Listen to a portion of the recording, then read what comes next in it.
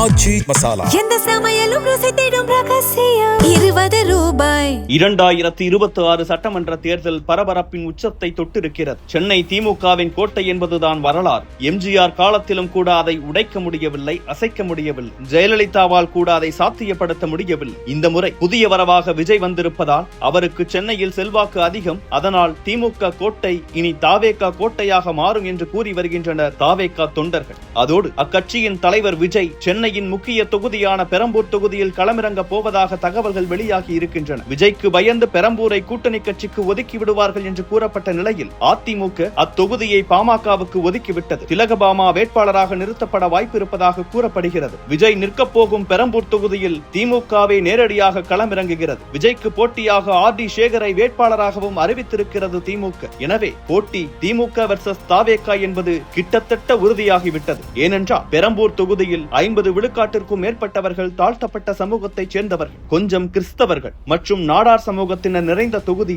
பெரம்பூர். 1952 முதல் 2021 வரை அதிமுக 2 முறை மட்டுமே வெற்றி பெற்றிருக்கிறது இந்த தொகுதியில். அதிலும் 2016 தேர்தலில் வெறும் 400 சொச்சம் வாக்குகளில் மட்டுமே வெற்றி பெற்றது. அதிலும் வெற்றி பெற்ற வெற்றிவேல் டிடிவி தினகரன் அணியைச் சேர்ந்தவர் என்பதால் கட்சித்தாவல் தடை சட்டத்தின்படி அவரது பதவியும் பறிக்கப்பட்டது. 2019 இடைத்தேர்தலில் திமுக சார்பில் ஆர்.டி. சேகரை களமிறக்கியது திமுக. ஆர்.டி. சேகர் திமுகவிற்காக இளம் வயது முதலே உழைத்து வருபவர். திமுக மாநில மாணவர் அணி துணை செயலாளராக இருந்த சேகரால் அரசியலுக்கு வந்தவர்தான் ஆர்.டி. சேகர்.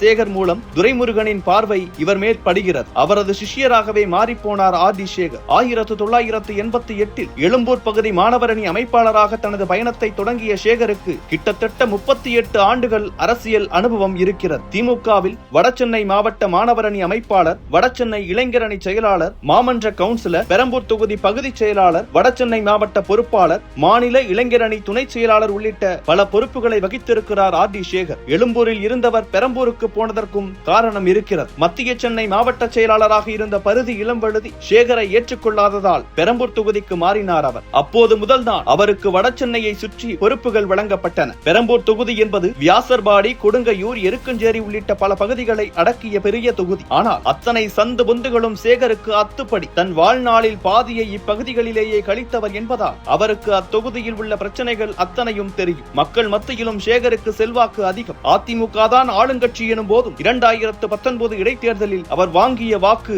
அதைத்தான் சொல்லியது. பதிவான 1.89 லட்சம் வாக்குகளில் சுமார் 1 லட்சம் வாக்குகள் சேகருக்கு விழுந்தன. அதிமுகவுக்காக போட்டியிட்டவருக்கு 38,000 வாக்குகள் மட்டுமே விழுந்தன. 2021 தேர்தலிலும் அதேதான். சுமார் 1 லட்சம் வாக்குகள் வித்தியாசத்தில் வெற்றி பெற்றிருந்தார் ஆர்.டி. சேகர். இதிலிருந்தே புரிந்து கொள்ளலாம் சேகரின் செல்வாக்கு பெரம்பூரில் என்ன என்பதை. வியாசர்பாடி பகுதியில் 192 புதிய வீடுகள், மூர்த்திங்கர் பகுதியில் 648 புதிய வீடுகள், கலைஞர் நூலகம், விளையாட்டு மைதானங்கள், கல்யாணபுரத்தில் 5 கோடி மதிப்பில் பள்ளி கட்டடங்கள், சத்தியமூர்த்தி பூங்காவை சீர் செய்தது, குடிநீர் ஆர்ஓ பிளான்டை சீரமைத்தது, வியாசர்பாடி, பெரம்பூர் உள்ளிட்ட மக்கள் அடர்த்தி மிகுந்த பகுதிகளில் தாக்கடை குழாய்கள் அமைத்தது, சிறு மழைக்கே தண்ணீர் தேங்கும் பகுதிகளை கண்டறிந்து வடிகால் பணிகளை செய்தது, மிக மோசமான சாலைகளை சீரமைத்தது என்று பல்வேறு பணிகளை செய்து கொடுத்திருக்கிறார் சேகர். கிறிஸ்தவ இஸ்லாமிய சமூகத்தினருக்கு மயானம் வேண்டும் என்ற கோரிக்கையை ஏற்று ஆளுக்கு 3 ஏக்கர் ஒதுக்கீடு செய்து கடந்த 2 வாரங்களுக்கு முன்பு கூட அதை திறந்து வைத்திருக்கிறார் ஆர்.டி. சேகர். தொகுதி நல பணிகளை செய்கிறார் என்பது அடுத்தது.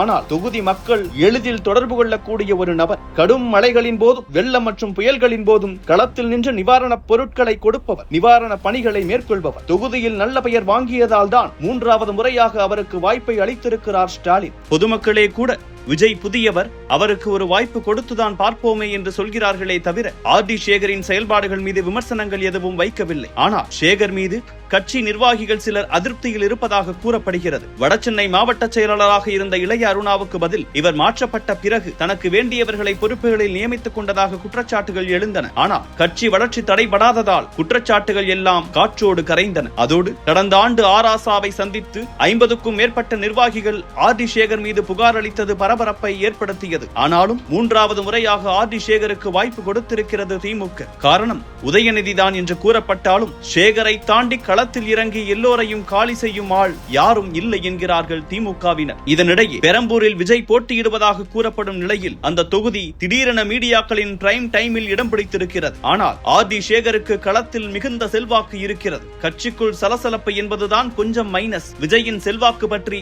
சொல்லி தெரிய வேண்டியது எதுவும் இல்லை. திரைப்புகள் இருக்கிறது, அதிலும் இளைஞர்கள் மற்றும் இளம்பெண்கள் ஆதரவு அதிகம். சேகருக்கு களப்புகள், விஜய்க்கு திரைப்புகள், மொத்தத்தில் கடும் போட்டி உறுதி. ஆர்டி சேகர் பெரம்பூரில் பந்தயம் அடிப்பாரா அல்லது பறிகொடுப்பாரா என்பது மக்களின் முடிவில் இருக்கிறது.